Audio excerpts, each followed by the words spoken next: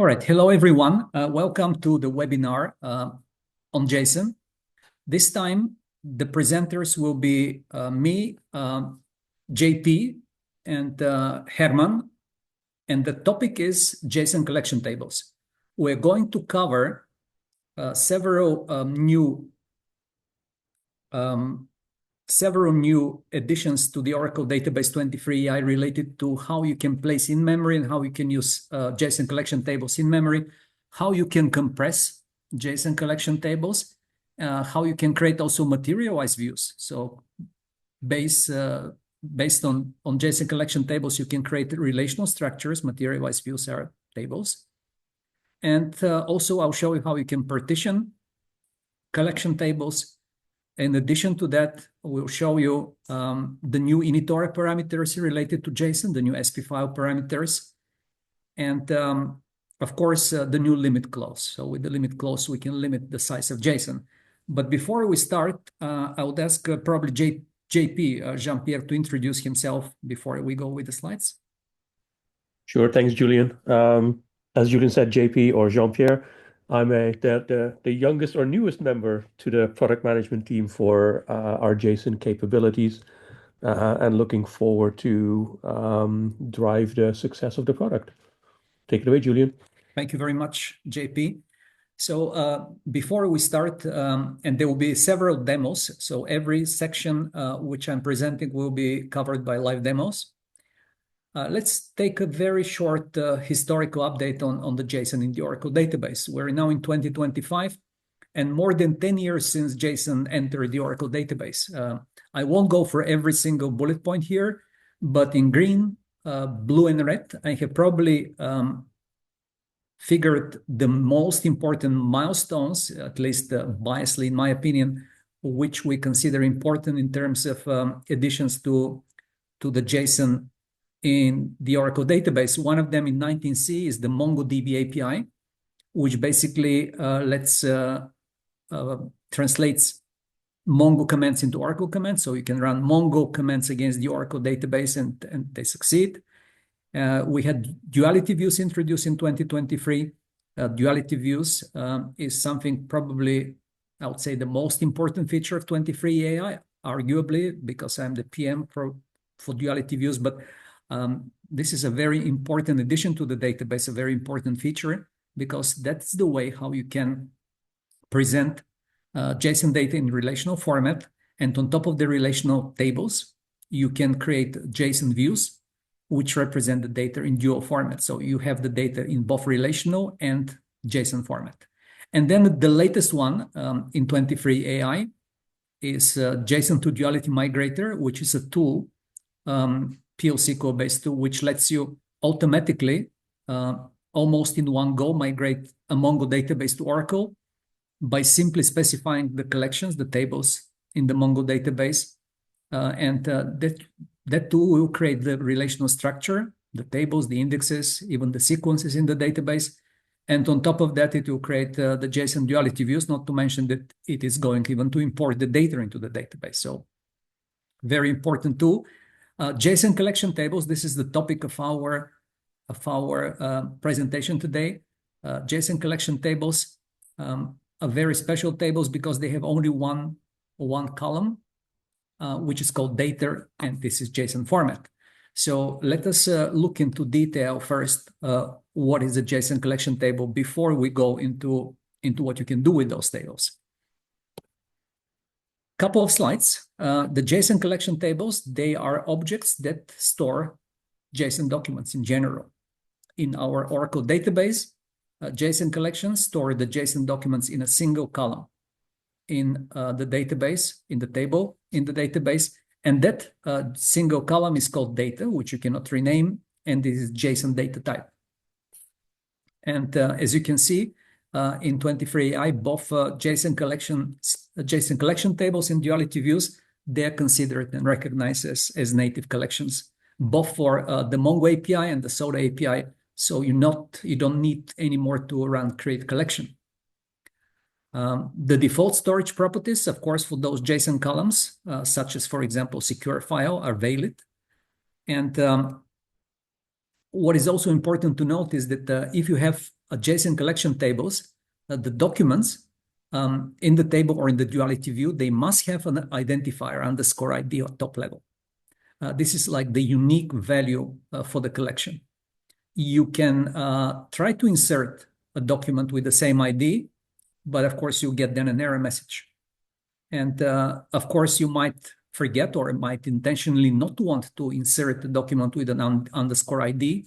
Then one will be added automatically. It is unique for the collection.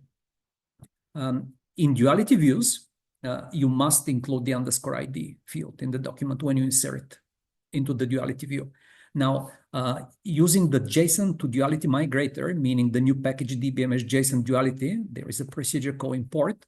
We will merge the data, the new data. So if the ID exists, if the underscore ID exists, we're going to replace the imported data with the old data. And of course, if there is something which is already from the previous data, like a flex column, for example, and there is nothing needed for the import to import into the flex column, the old flex column will remain. But those are some details. We don't concentrate our attention towards that at the moment. Now, let us look into how JSON and JSON collection tables are integrated into the database. And there is nothing new. They're like any other database types. What I mean by that is that for performance tuning, you follow the same methodology like for any other database type. You can have database JSON collections in memory. I'm going to show you how. We can use materialized views. This is one of the main topics of today's presentation. You can compress the JSON data. We'll show you how we can do it. You can even partition the JSON collection tables. And you can do technically anything you can do with other data types. You can index in Exadata. You have the JSON smart scans. You can run queries against the JSON data in parallel. And for security, you have exactly the same like for other data types. You can do virtual private database, fine-grained auditing, encryption, you name it. And of course, the cross-functional features like support for PL/SQL, for JavaScript stored procedures, and spatial, it goes without saying. Now, let's start first with how in-memory columnar can speed the JSON query. So many operators are supported by smart scans. And I've listed those like JSON exists, JSON value, JSON query, is JSON or is not JSON. And if you use Oracle Database 23 AI, then use the JSON native data type, or you can use 19C where you use blop in OSINT format. They are converted to in-memory columnar format, and we store them in the Exadata flash cache. So you can see some numbers here at the bottom of the slide. For example, for the extract JSON pairs from the JSON documents, we have, based on the in-memory format, you have more than 4 times higher throughput. For the conversion, you have up to 4 times lower latency. And if you store the in-memory JSON documents in the flash cache, then you save up to 7 times the storage CPU usage. Now, how does this happen in practice? So let's look at an example, how we do it. Of course, tables are handled automatically and for in-memory, but of course, you can force a table to be stored in the flash cache. You can see the command at the very bottom. You can simply change the storage to cell flash cache keep. And how this happens in the database is, look on the left side, you have 3 artists. And they have different styles. One is with the realism, one is with impressionism, and one with surrealism. They live in different cities and in different countries, some in France, some in Spain. Assume that you want to see which you want to find out all the artists or the number of those artists who live in France and who have realism as a style. Then you run the SQL that you see on the top right. And this is the way how we represent the data in the flash cache. We have the names in columnar format, the free names. We have the free styles, we have the free cities, and we have the countries. That's how it happens internally in the database. That's how we store the data in the flash cache. Now, probably I can show you an example what would happen if I do it for one of my collections. Let me show you one of my collections called movies. I have a collection, and here I'm using MongoDB Compass to show you the collections. I have here 224 documents, meaning 224 movies. This is a relatively small collection. And if I, for example, go to SQL Developer and I try to change the storage of the movies, and I store it in the flash cache, simply run the command, alter it. And if I want to do it also for the cell flash cache, so there is a flash cache and there is cell flash cache, I'll do it like this. Well, this is autonomous database. I'm not getting an error message. However, in the autonomous database, you are in a way not allowed. You don't have the privileges to change the storage. So if I run the command select flash cache, cell flash cache from user tables, where table name equals movies, we'll see probably that the both flash cache and cell flash cache are default. Here it is. Now, if I do it in a non-autonomous database, let's try to do it all in one go. So I'll change the same storage for movies. I'll change it to keep. And then if I run the same select statement under for the same collection called movies, then we see that the value is keep. And the only difference is that, as I mentioned, you're not allowed to change the storage in the autonomous database. You cannot influence on that. You don't get an error message, though. Now, let's look at some real customer figures. So this is even 19C. This is not 23 AI. We have here a workload of 150 concurrent users. It's mostly reading operations, so 100% reading. So this is from a retail banking. And the Mongo database was rather big. You see 90 terabytes of data in indexes.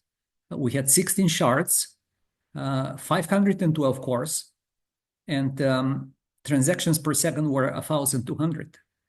With only one cluster on XSEC, X9, with only 2 nodes and only with 8 cores, we're able to even increase the number of transactions per second, so 1,700. So this basically shows you that the Oracle database is definitely performance-wise performing better than Mongo database, at least based on this example. Now, let us look into materialized views and JSON collection tables. Now, before I start that, I want to create a collection called the sales, where I'm going to have two documents, and I'm going to do that in SQL Developer right now. I'm going to insert the values, but first I want to show you what the documents contain. So we have 2 documents, one with ID 1, the other one with ID 2. And the first one is storing information about different types of coffee. So here I have espresso with price 5, size is short, and I have 22, quantity is 22. The other one with ID 2, I have a Finlandia coffee with price 6, size grande, and quantity 100. But it has one more field, coffee items, which contains coffee items from 3 different cities in Finland, from Helsinki, Tampere, and Turku. And the details, field details, contains the description, contains the unit price, contains a code for this type of coffee, and also the quantity. So 50, 30, 20, 100 altogether. So I'm first going to create the JSON collection table. So you can see the 23 AI syntax. It says create JSON collection tables if not exist sales. Let us first drop the sales collection in case it exists.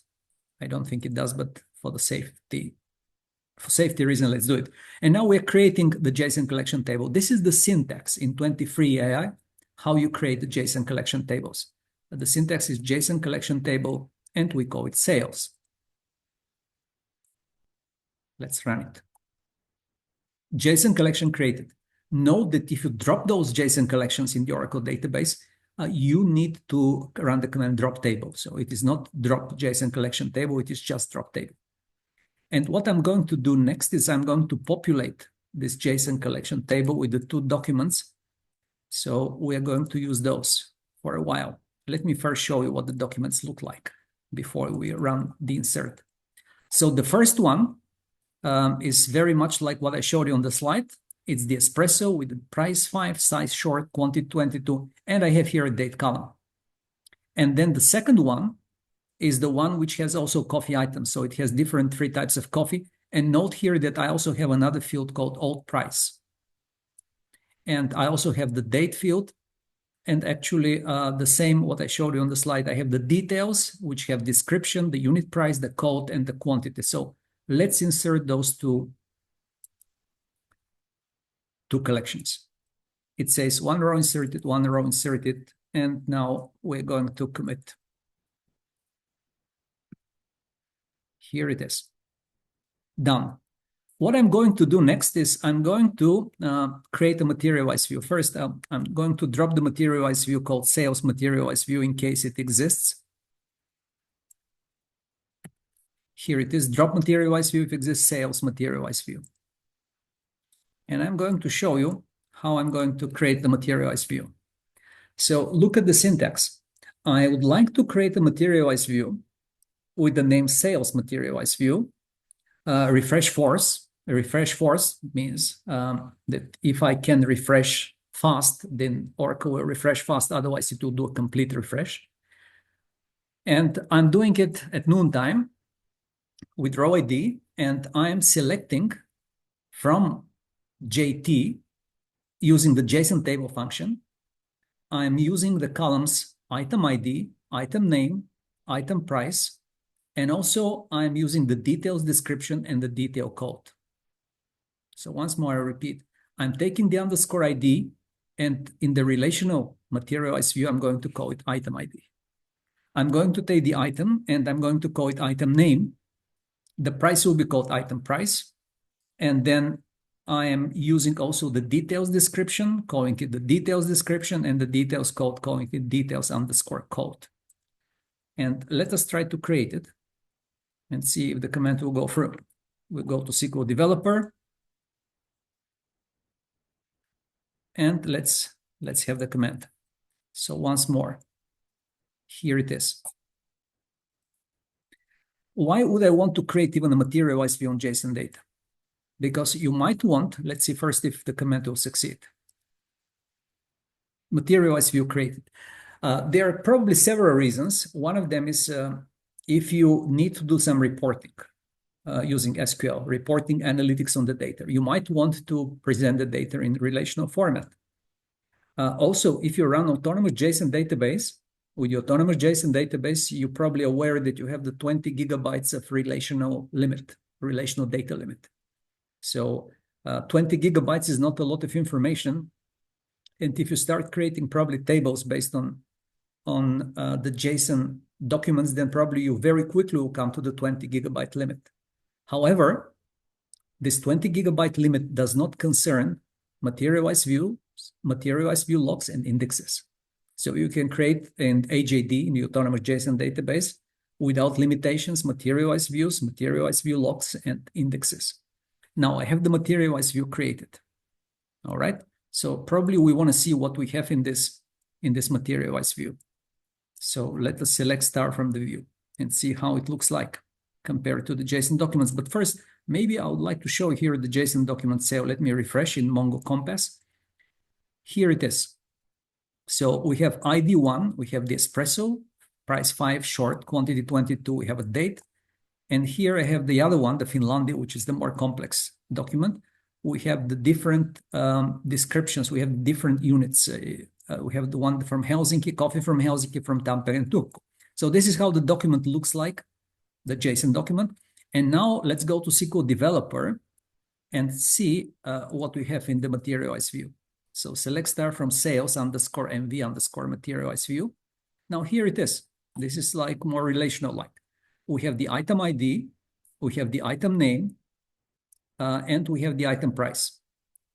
the details description and the details code. Of course, here we have duplication of data. You see, we have Finlandia 3 times the item name, and we have here the 3 different codes. Of course, for Espresso, we don't have anything for detailed descriptions and details code because there is no such field in the first document. All right. Now let us, for example, update the price and see after refreshing the materialized view what will happen. I'm going to update the price probably from here. So let us replace. Let us update from here. Edit document, and I'll set the price to 7, for example, and update. Okay. So in that case, in order to be able to view the updated data, of course, I'll have to force a refresh on the materialized view. Here is how you do it. You run the refresh procedure from dbms_mview package for sales MV. And remember that we had the price was 5. I changed it to 7. So let's refresh the view. PL/SQL procedure successfully completed. And let's run again, select star from sales materialized view.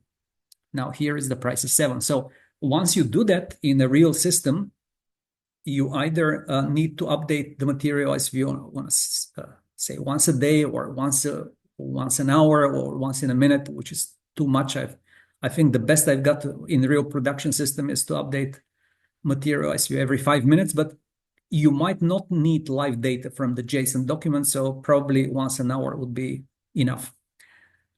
All right, so that's how it works. Let us create, for example, an index on the materialized view. Let's create an index on the details code.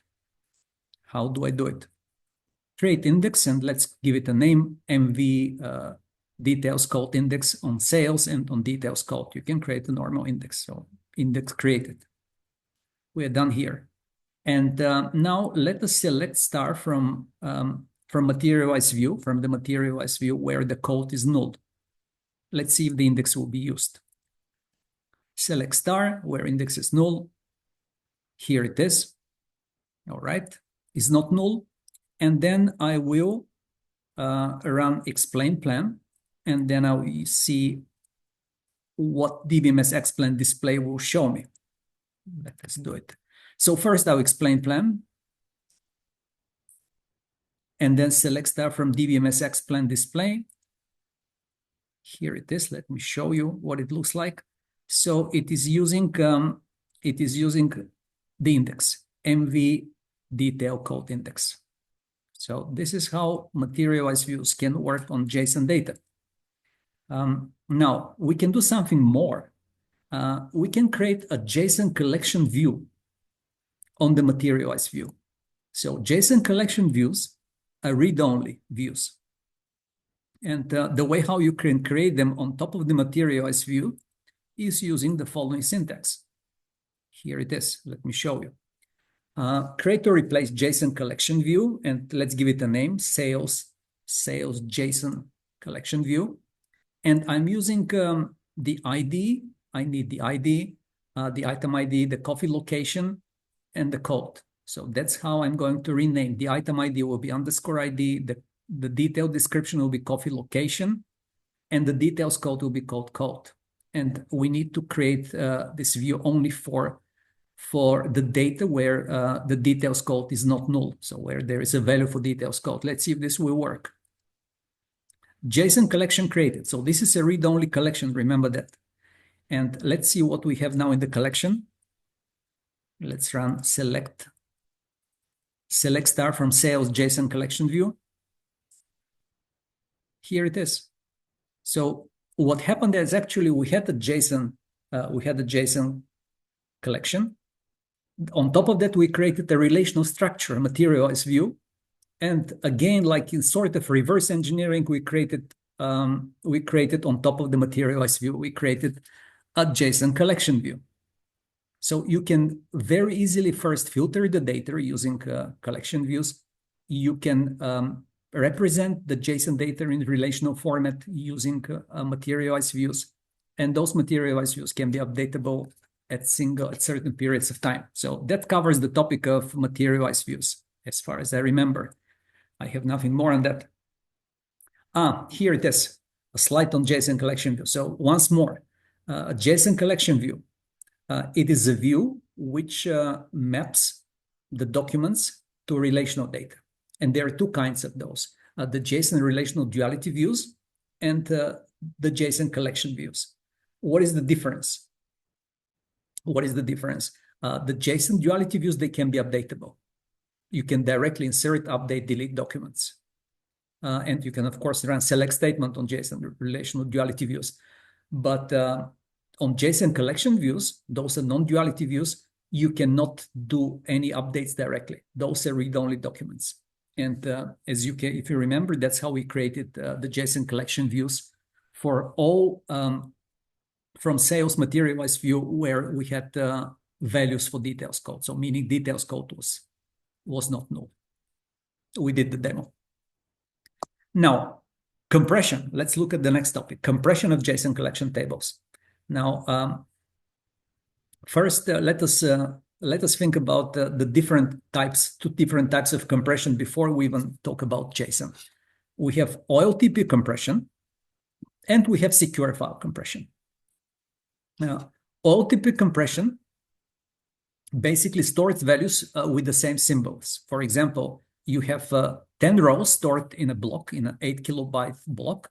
And we assume that every row which is in the block has a column which represents a certain state, say the state of California. Then, of course, how does that work? It works in the way that you store California only once in the block. Very clear. Secure file compression, it's a bit different. It uses a compression algorithm to compress bytes in the binary large object. And so it doesn't try to find any semantic bytes in order to compress. That should be clear. So we have those two types of compression. And now let's go to JSON collection tables. In JSON collection tables, each document will be a row that is stored in an 8 kilobyte block size. And we call those inline blobs. Or, of course, if it doesn't fit, it can be broken into pieces stored out of line. And we do encode the JSON document internally. It looks like repetitions of JSON field names, structures, leaves, scalar values. So, for example, you might have multiple times California, but then we store them only once in OSN. OSN is our format for storing JSON. So that is why OSN, in general, we have less space than the text JSON, meaning textual JSON, CLOP. Well, about OLTP compression, then semantically, OSN is doing it automatically. Now, probably if you try to run compress for OLTP for a collection, of course, it will work, but it will probably not do much. Let me show you. For the movies table, so if I run this command, of course, we will not give an error message, but nothing will happen. You see, table movies altered. Now, when JSON is compressed, what happens? It means that the OSN bytes, they're going through the secure file compression, and it compresses further without considering the semantics. This is very much like Mongo Bison snappy compression. You have to note, however, that you need to decompress always the bytes before you run select or before you run insert, update. So it cannot be run directly. So it might be slower if the JSON collection table is compressed. So you have to think of performance here.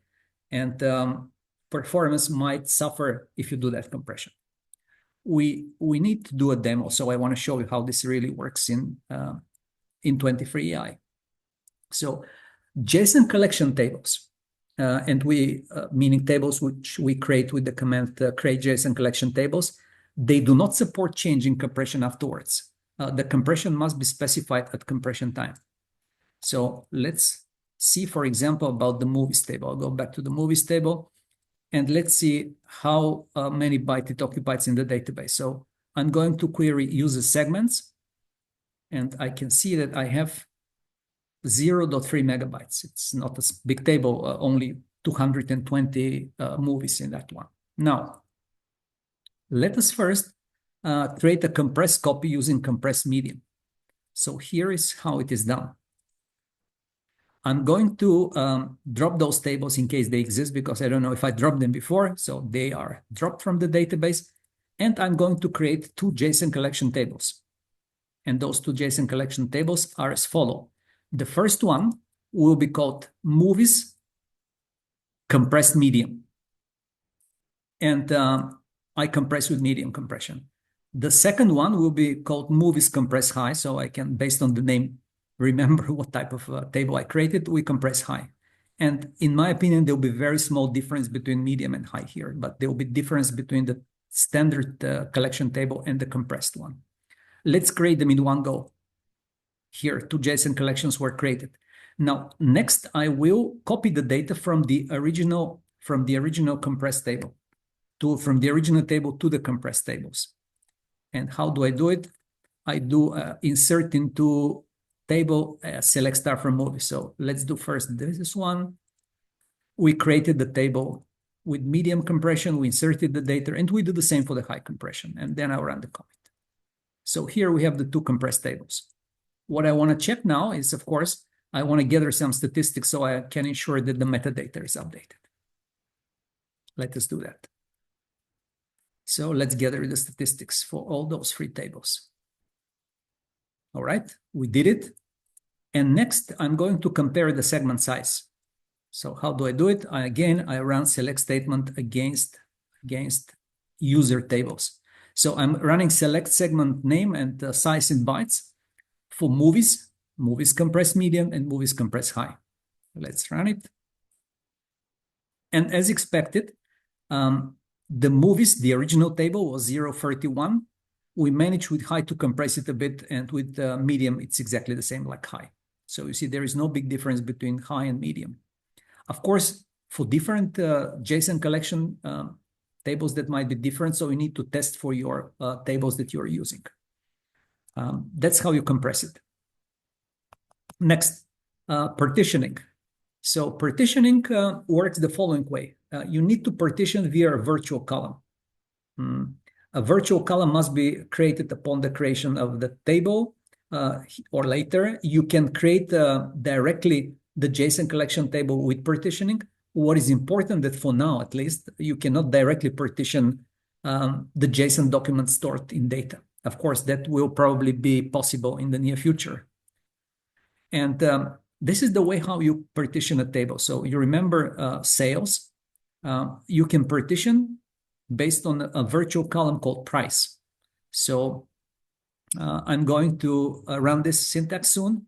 And I'm going to put a constraint. I want to check first that the price virtual column is bigger than 0. And I'm partitioning here by range. So I partition based on the price virtual column. Partition P1 will contain data with values less than 6.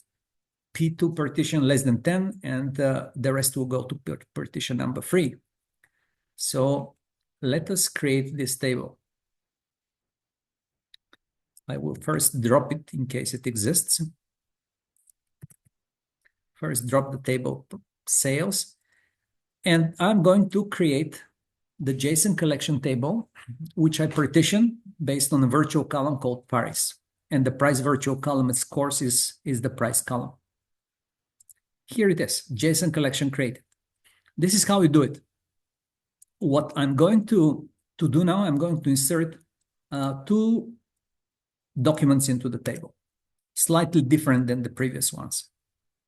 Here is what I want to insert. The first one will be, of course, ID1, Americanos, and then the second one will be called Espresso. I have only two types of Espresso, Italian Espresso, Finnish Espresso. So here it is.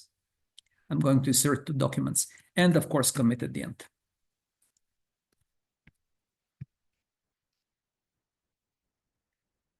Here it is, we're done. Now, what we want to see is, for example, can we create indexes on the partition tables? Of course we can. Here is one way how you can do it. You can create an index based on the sales field price. Now, what I'm doing here is that I'm going to create a partial index A partial index is I'm indexing only the fields that have price less than 5, so value less than 5. You can see here. This is called partial index. And I'm using the syntax. If the price is less than 5, then we index price. Otherwise, null. We do nothing. This is how you do partial indexes. Here it is. Of course, you can do the same, and you can do it, for example, for even for the virtual column. You can create it for the virtual column. Let me show you how we can do it. Very much the same syntax. First, I'll have to drop it. I'll drop this one, and I'll create the new one. I create the same, but on the virtual column. So create index on sales, and here's the case statement. Case when the value is, the price is less than 5, then index the price virtual column, otherwise do nothing. Let's create this index. Okay, index created. Now let's do some select on the partition table and see if those indexes or partitions make any sense. So here is what I'm going to do. I'm going to select everything from sales with price 7. And do I have something with price 7? Let's go back to the table. 7 is the price of Americano coffee, right? So it should return a row, document number 1. Here it is, yes. Now let me explain plan, run explain plan, and select star from xplan display. What are we seeing here? We're seeing that the operation is partition range single, table access storage full, and we're filtering on price virtual column equals 7. So this is a very simple example of how you can use partitioning to partition JSON collection tables. Right. Next, we go to the limiting, the new limit clause of JSON document. And this is new in 23.8. So in 23.8, you can do a few things. You can specify the size, the maximum size of a JSON document. And for the modify array, you can do the type of the elements. You can specify the type like number. Here it is, number. You can specify whether the elements can be JSON null. So here I'm having a low null. You can even specify the maximum number of elements. So here I have maximum number of elements 22. And you can even decide to specify that the sort should be in ascending order. So with the sort command. Now, this is possible in 23.8. You can limit the size of the JSON documents. So you can limit them, say, to 7,999 if you want to, for example, have everything inlined. This works. Why you want to do it? Probably one reason, as I mentioned, is that you might want first to have everything inlined. Of course, if you try to insert a document which is bigger than 8K, you get an error message. You might want to put, for specific reasons, a very different number, a bit bigger, maybe in case you would like to avoid storing huge documents, JSON documents. So you might be able to find a use case, but at least this is doable now, and you can limit the size of the JSON. Now, this is for normal tables. As you can see, always I have the create table command, not create JSON collection table. It wouldn't work with JSON collection tables. The way how you can work around it with JSON collection tables is that you put a test constraint. So I'll run the very similar thing. If I want to limit the size of data to 200 bytes, I can put a check constraint, and I can run the length B function on data and require that it's less than 200. So that's the way how you do it with JSON collection tables. Now, why would upgrading to 23 AI make sense? Because you can, as I said, you can improve the performance. Because for the small JSONs, which are less than 8,000 bytes, those will be inlined. In 19C, the limit was 4,000. Now in 23i, we raised the limit to 8,000. You have better performance, also better IO performance when you process the large object columns, regardless of if you do scans, full table scans, range scans, or if you run insert, updates, and deletes. And as I showed you that you can specify the limit for the JSON column, and you can also constrain the array size, the storage order. Here is the syntax. I won't be running those in SQL Developer, but those are working statements. I don't think that you can find those in the documentation, so you can probably find them either in the presentation, which will be uploaded on YouTube, or from the PDF file that I'm going to share with you if needed. Now, new JSON initory parameters. I mentioned that I would like to show you the two new initory parameters. One of them is called JSON behavior. And JSON behavior does several things. You can, for example, specify the default behavior if you get an error message for certain SQL functions. And on top of that, you can also change the default return data type, the default type compatibility, the default error behavior. What I'm going to show you how it works with an error message. So I'm going to show it to you with an example. Look at the first select statement. Select JSON value. And the JSON document is A1, A2, and I'm asking what is the value of A. As a result, what am I getting from Duo? I'm getting nothing. I'm getting null. Why is that? We'll see why. If I change the behavior, the JSON behavior to please give me the error message if there is an error, which means alter session, set the JSON behavior on error, and I run the same statement, you see that Oracle will complain that the JSON query is evaluated to multiple values, which is correct. So is A equal to 1 or is A equal to 2? Of course, nobody can answer that question. It doesn't make sense. Otherwise, if you do not specify JSON behavior to give you this error message, you get nothing. You get a null result. Remember that this is only an alter session parameter. Only alter session.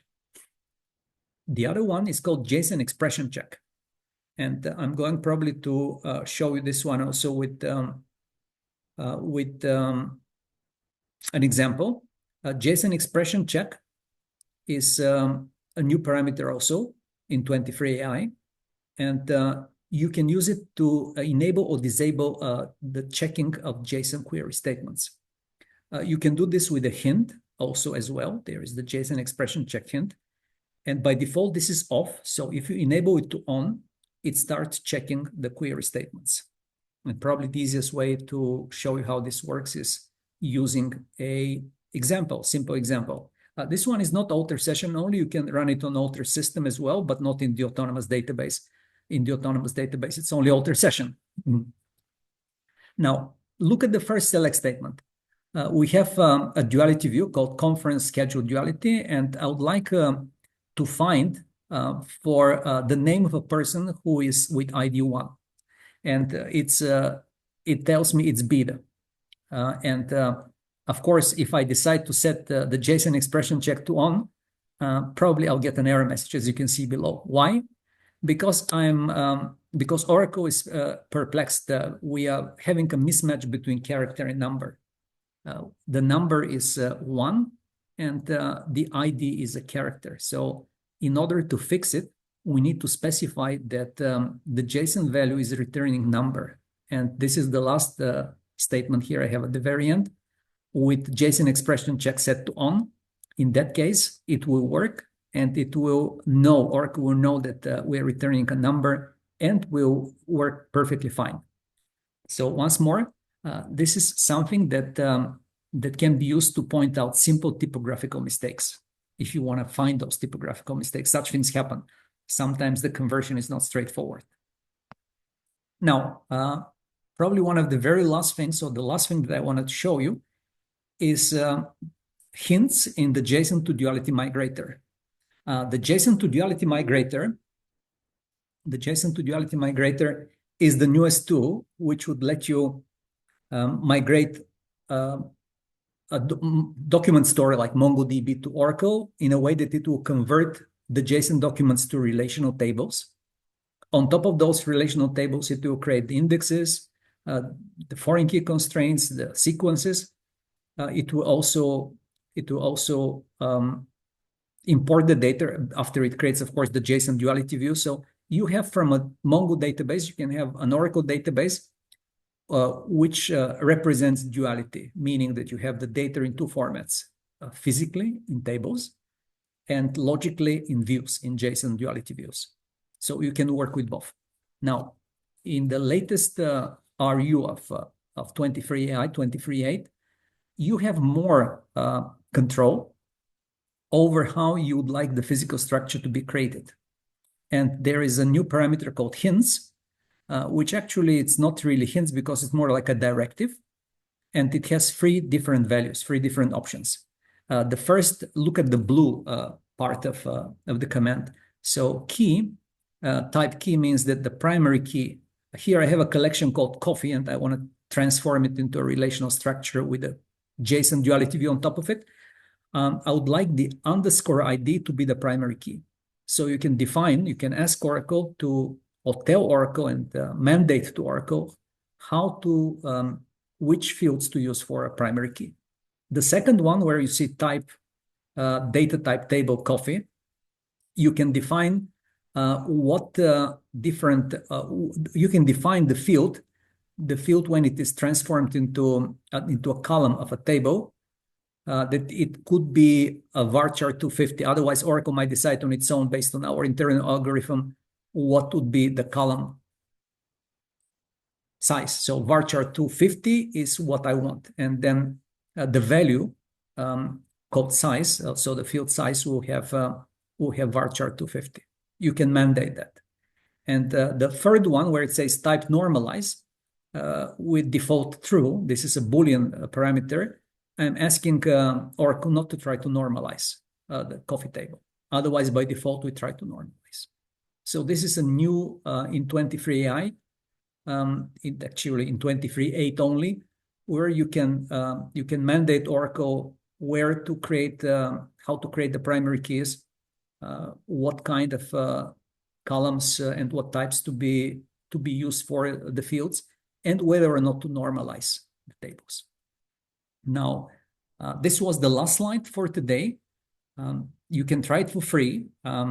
Everything, we have the always free version of the database. If you can download it, or you can use the autonomous database as well. And probably now I can open for Q&A if there are any questions. JP, did we have any questions in the chat? Yes, there's actually one that might be an interesting one to dive into a little deeper. And it's related to the materialized view section you did. Yes. Like obviously we did the materialized view to get a relational view of the data and do reporting while you're having a JSON store. The question actually pertains to, if you create that materialized view and then you actually query the JSON directly, would you get rewrite? Like, do you get query rewrite to the MV, or does it always just go to the raw JSON documents? Does that make sense? Did I? Yeah, no, the question makes perfect sense. I have not tested it yet, to be perfectly honest. I have not tested it, but I think that it should work. The query rewrite should work, in my opinion. Since this is a standard materialized view, there is nothing wrong why it shouldn't work. I'm trying at the same time to process in my brain whether there would be any showstopper for that, but I cannot, my brain cannot figure out any showstopper. So I would say the answer is yes to that one. Okay, that was the question that was on Q&A. So other than that, we didn't have any Q&A questions. All right. All right. I think if there are no more questions, I think this was for today. We did it in 50 minutes, and the presentation with the slides, we will probably share it. If somebody needs it, we can probably give it to you. But I just recorded the whole session, so you can be able to watch it on YouTube. And in case you want to practice with the commands, deliberately I had on some of the slides the commands pasted, so you can pause the video and you can see how the commands work, and you can test with your database. Some of those commands are not in the documentation, at least to my knowledge, they are not there. So use please the recording and the slides for practicing if you need to increase knowledge in this area. And you can always contact JP or me or Herman for any additional questions. either directly via email or probably even on Twitter, popular there somehow. Now I'm going to stop the recording.